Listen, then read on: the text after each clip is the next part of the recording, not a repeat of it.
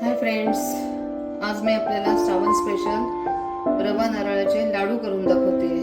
रोज दर सोमवार शुक्रवार उपवास सोडण्यासाठी काहीतरी गोड करायची इच्छा असते। आज मी ठरवलं लाडू करूयात। पाकातले लाडू शक्यतो जमत नाहीत, म्हणून मी आज त्याची रेसिपी सांगते। त्यासाठी मी 2 वाट्या रवा घेतलाय, त्याच्यासाठी 1.5 वाटी साखर घेतली आहे, 3 चमचे तूप घेतलंय, 1 चमचा वेलची पूड घेतली आहे आणि पाकासाठी थोडं पाणी घेतलंय।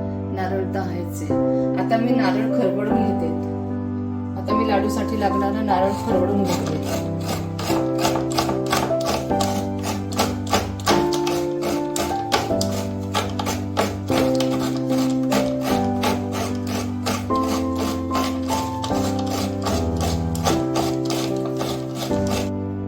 आता आपला नारळ खरवडून झालेला आहे।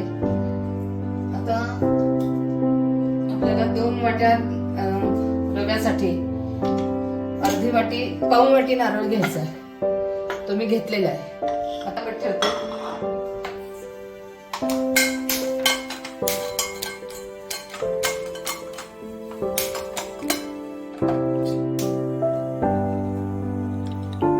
त्यात मी 2 चमचे तूप टाकते। आधी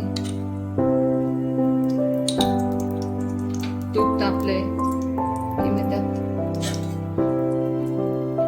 बारीक रवा घ्यायचा आहे।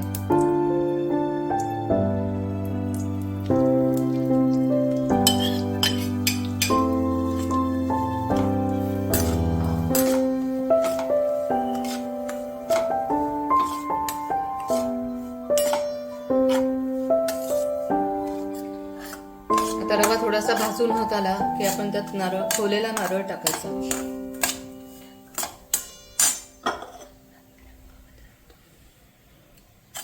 रव्याचा थोडासा रंग बदलतो, पिवळसर रंग झाला की त्यात नारळ टाकायचा।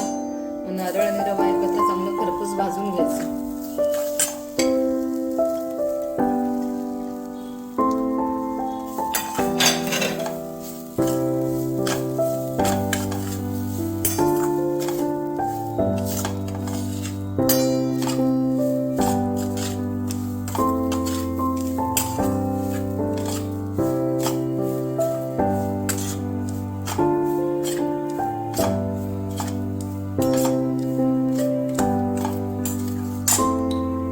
आधी 2 चमचे तेल टाकलं, तूप टाकलं होतं। आता मी परत 1 चमचा तूप टाकून घेतो।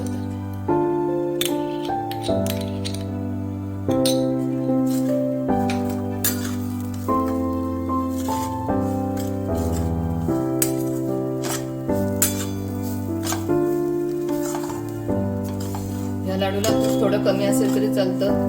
नारळाचा ओलसरपणा, त्यातलं नारळातलं तेल सुटून ते बरोबर एकदम छान खरपूस होतात। बेसनाच्या लाडू सारखं ह्याला खूप तूप लागत नाही।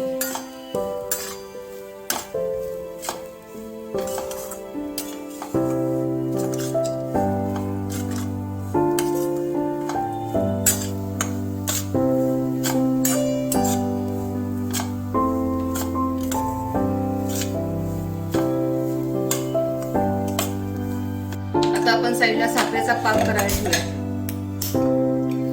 मी 2 वाट्या रव्यासाठी 1.5 वाटी साखर घेतली आहे। साखर पुढे एवढंच पाणी घालायचं त्यात।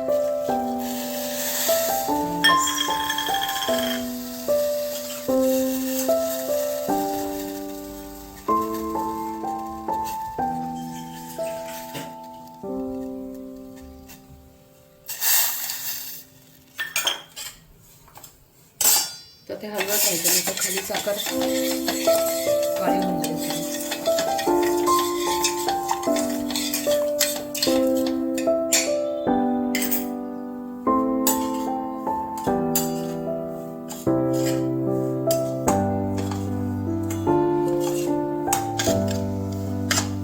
त्याचा आता रंग बदलायला लागलाय।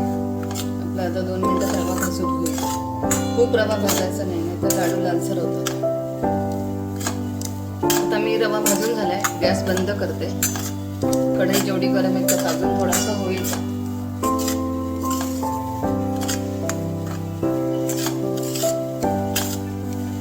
आता आपण पाकाकडे लक्ष देऊया।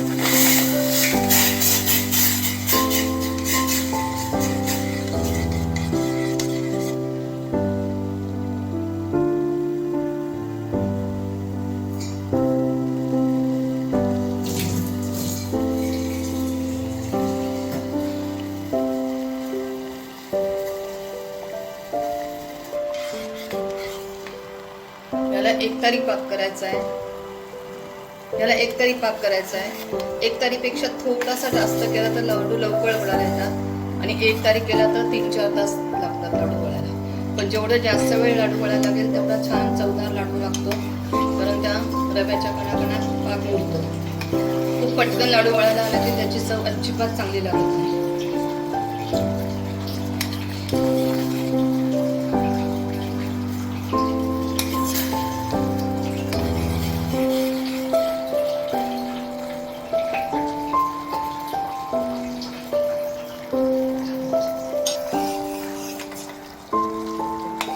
आता आपला एक तरी पाक झालेला आहे.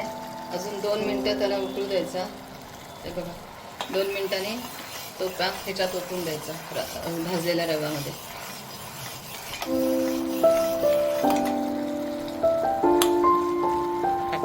आता आपला एक तरी पाक झालेला आहे.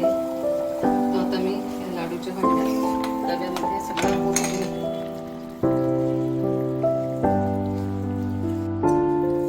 भाजलेल्या रव्यामध्ये हा साखरेचा पाक ओतून घेते मी आता.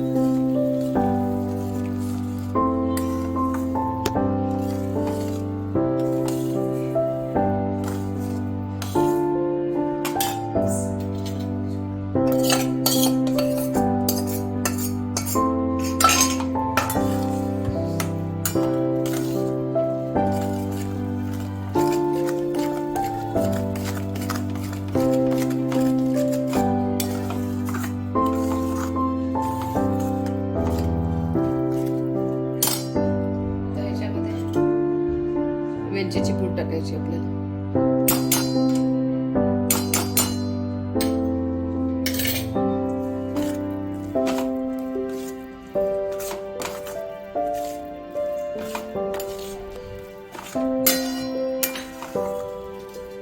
आता हे मुरण्यासाठी ह्याच्यावर आपल्याला झाकण ठेवून द्यायचंय.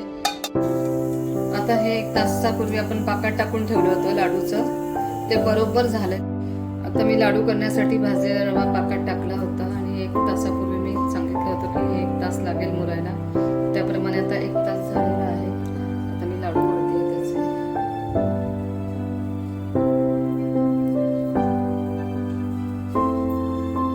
लाडू झाला तयार.